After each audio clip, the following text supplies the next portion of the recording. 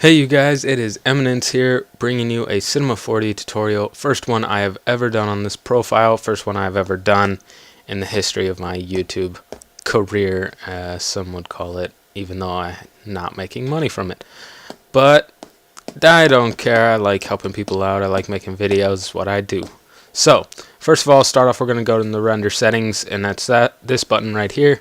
We're going to change the width to 1280, and then we're going to change the height.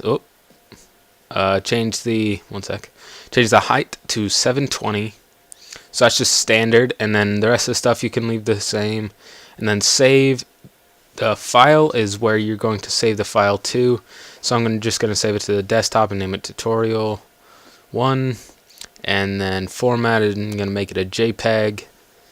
And then skip multipass, go to anti-aliasing, and change it from geometry to best.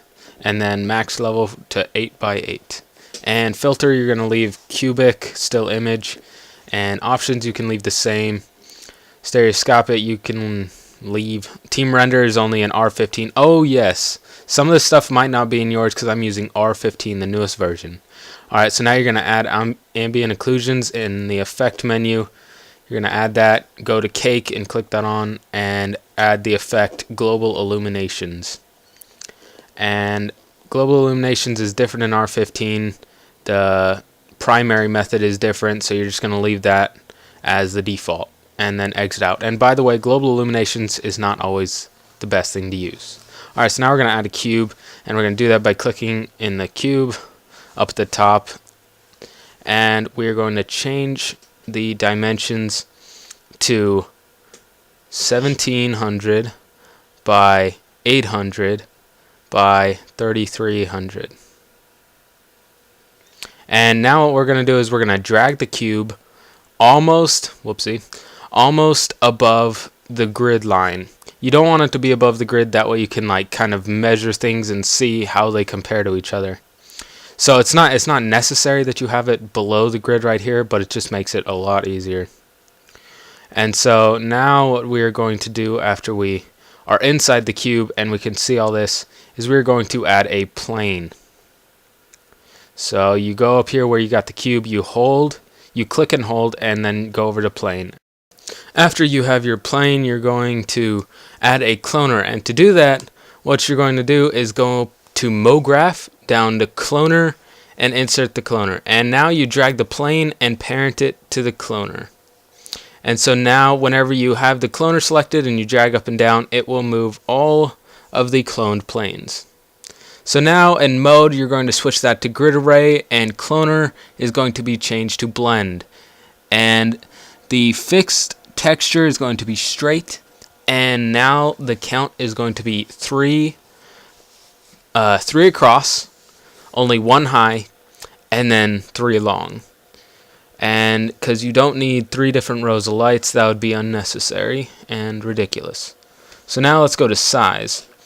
So the size is going to be, oh gosh, I forgot. Size is going to be 1200 by 0 by 3000. And that is going to be just long enough for ours. And you can also add a rotation, by the way. Rotation gives it kind of a cool directional effect. It's not 100% necessary, I just do it because I think it's cool. And you're also going to move the lights up to the top of the cube, that way they're at the top of the cube and they give light to the cube. Yeah. Okay, yeah. And I'm actually going to change the direction, the rotation direction, because I want it facing the wall that I'm facing. So I changed it to 10 degrees. And now let's go ahead and make the material for the cube. So now we're going to double click and add a new material. Click color, make sure it's on color. Change it to like a really dark gray. This depends on what you actually want it to look like. Right now, this will just give, like, depending on what render settings you're on, it will give a nice dark sidewalls and then a bright front one. So now you add a reflection and you change it to 40%, and the blur you change to 5%. And yeah, that's right.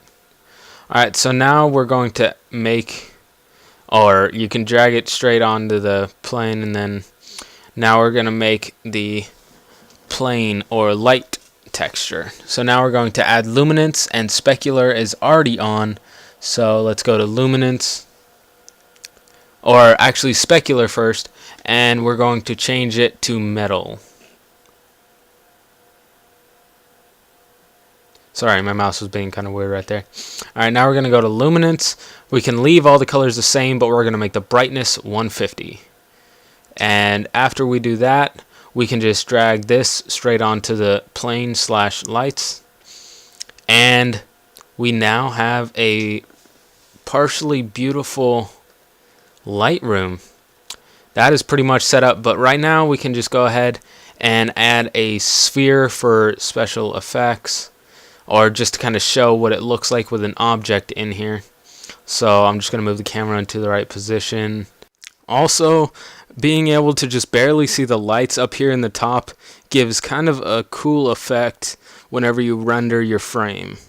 So that's just something to keep in mind. Alright, so now we're going to add a sphere, and with the sphere we're just going to move it up right there and make the color red, I guess, some color.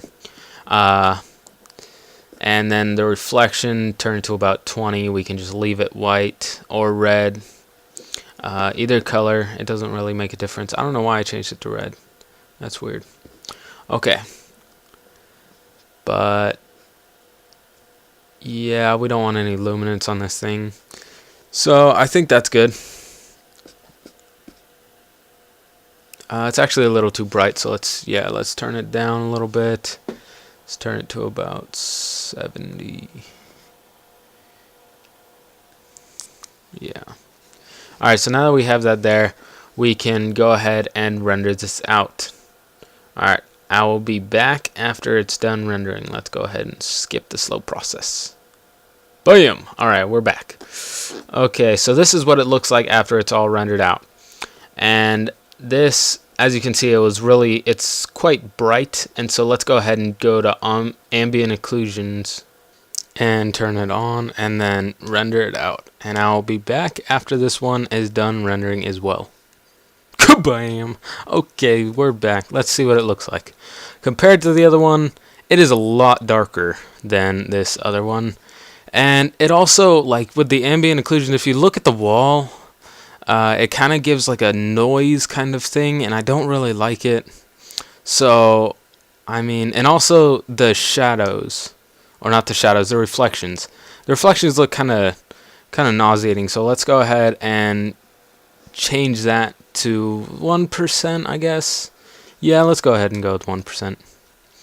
And now let's change the name to tutorial no blur. Alright, and then let's render that out as well.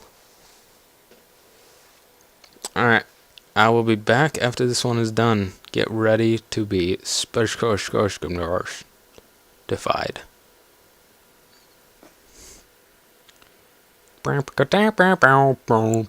Done. Alright, so if you look at the reflections now, I put it on 1%. It is quite a beauty. I mean, it kind of gives like a never-ending hallway effect. If you kind of like that thing, then I'd leave that on. It looks really nice in my perspective. And I actually turned, in one of my openers, I turned the reflection actually down to 3. 3 is like right in the middle. I think that one's actually good if you're doing motion, anything that has motion in it.